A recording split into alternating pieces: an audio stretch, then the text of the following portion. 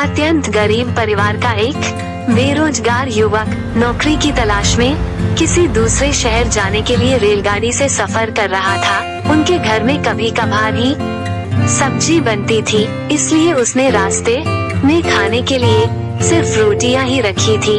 आधा रास्ता गुजर जाने के बाद उसे भूख लगने लगी और वो टिफिन में से रोटियां निकालकर खाने लगा। उसके खाने का तरीका कुछ अजीब था। वो रोटी का एक टुकड़ा लेता और उसे टिफिन के अंदर कुछ ऐसे डालता मानो रोटी के साथ कुछ और भी खा रहा हो, जबकि उसके पास तो सिर्फ रोटियां थीं। उसकी इस हरकत को देखकर आसपास के और दूसरे यात्री हैरान हो रहे थे।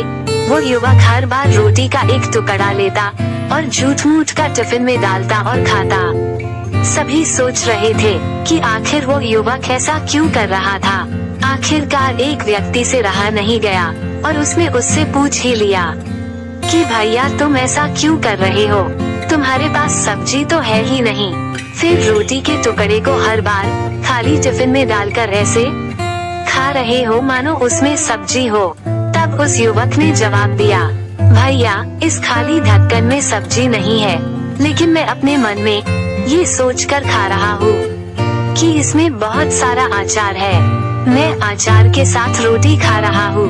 फिर व्यक्ति ने पूछा, खाली ढक्कन में अचार सोचकर सूखी रोटी को खा रहे हो तो क्या तुम्हें अचार का स्वाद आ रहा है?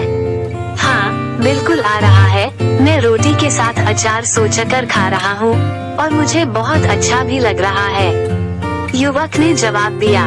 उसकी इस बात को आसपास के यात्रियों ने भी सुना और उन्हीं में से एक व्यक्ति बोला, जब सोचना ही था तो तुम अचार की जगह पर मटर पनीर सोचते, शाही गोभी सोचते, तुम्हें इनका स्वाद मिल जाता।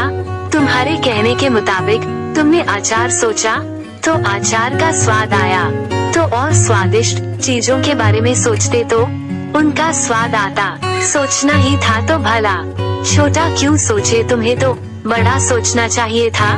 दोस्तों इस कहानी से हमें ये पता चलता है कि जैसा सोचोगे वैसा पाओगे। छोटी सोच होगी तो छोटा मिलेगा, बड़ी सोच होगी तो बड़ा मिलेगा।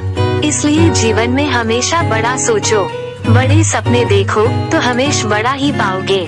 छोटी सोच में भी उतनी ही ऊर्जा और समय खपत होगी जितनी बड़ी सोच में। इसलिए जब सोचना ही है तो हमेशा बड़ा ही सोचो।